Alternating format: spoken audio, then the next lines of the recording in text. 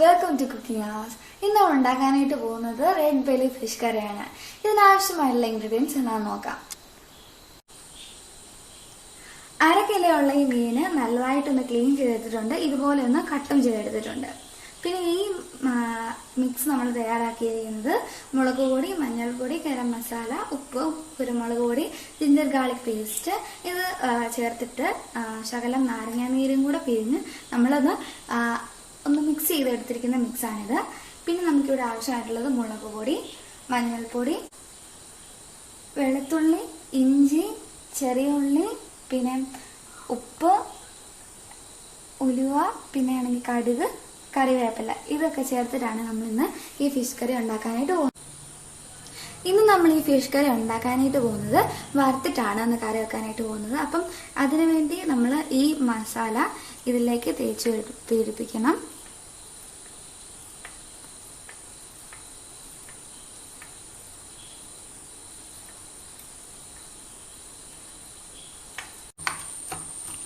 ഞാൻ നല്ലതായിട്ടൊന്ന് ഇളക്കി കൊടുത്തിട്ടുണ്ട്. നമുക്കിനി ഇത് 5 മിനിറ്റത്തേക്ക് റെസ്റ്റ് ചെയ്യാൻ വെക്കാം.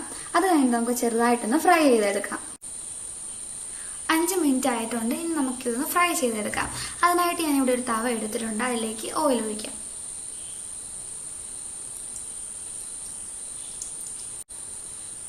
എണ്ണ ചൂടായിട്ടുണ്ട്. നമുക്ക് ഓരോ പീസാക്കി ഇതിലേക്ക് ഇടാം.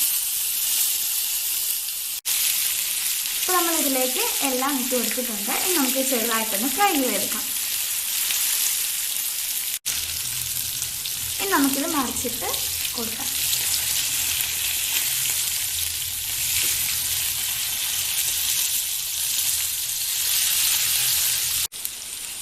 ഇത് ഇത്രയും ഫ്രൈ ചെയ്താൽ മതി. നമുക്കിത് മാറ്റാം.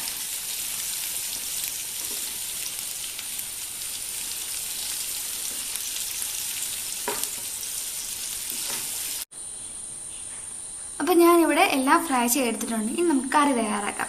അതിനുവേണ്ടി ഞാൻ ഇവിടെ ഒരു പാൻ എടുത്തിട്ടുണ്ട്. അതിലേക്ക് നമുക്ക് ശകലം വെളിച്ചെണ്ണ ഒഴിക്കാം.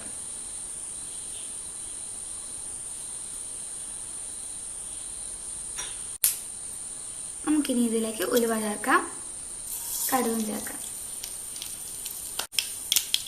കടുക് പൊട്ടിയിട്ടുണ്ട്. ഇനി നമുക്കിതിലേക്ക് ഇഞ്ചി ചേർക്കാം, വെളുത്തുള്ളിയും കൂടെ ചേർക്കാം.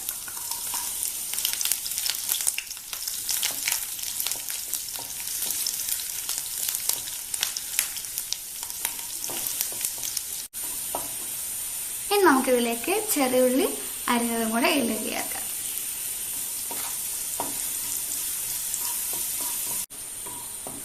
ഇനി നമുക്കിതിലേക്ക് കരിയാപ്പല ചേർക്കാം.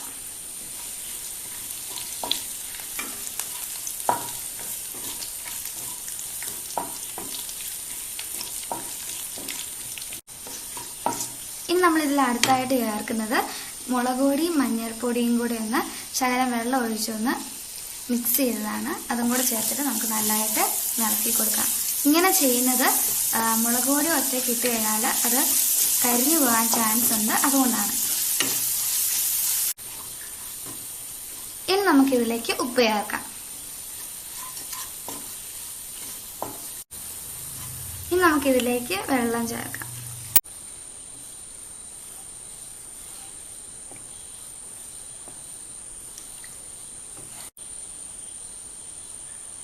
പുളി ഇട്ടാണ് നമ്മൾ കറി വെക്കുന്നത്. അതിനായിട്ട് ഞാൻ 3 കഷ്ണം കുടംപുളി എടുത്തിട്ടുണ്ട്. നല്ലതായിട്ടൊന്ന് കഴുകിയതാണ്.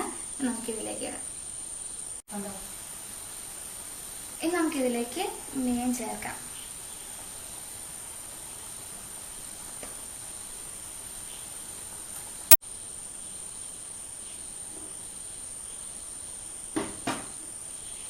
നമുക്കിതിലേക്ക് കരിയാപ്പില വെച്ച് കൊടുക്കാം. നമുക്കിത് മൂടി വെച്ച് ഒന്ന് വേവിച്ചെടുക്കാം. ഇത് ഏകദേശം വെന്തിട്ടുണ്ടെന്നാണ് തോന്നുന്നത്. നമുക്കിത് ശകലം ഉപ്പ് വരുമൊക്കെ നോക്കാം. ശകലം ഉപ്പിന്റെ കുറവും കൂടി ഉണ്ട്. നമുക്ക് ശകലം ഉപ്പും കൂടി ഇടാം. ബാക്കി എല്ലാം കറക്റ്റാണ്. അപ്പം ഇനി നമുക്ക് ശകലം മല്ലിയിലയും കൂടെ ചേർക്കാം.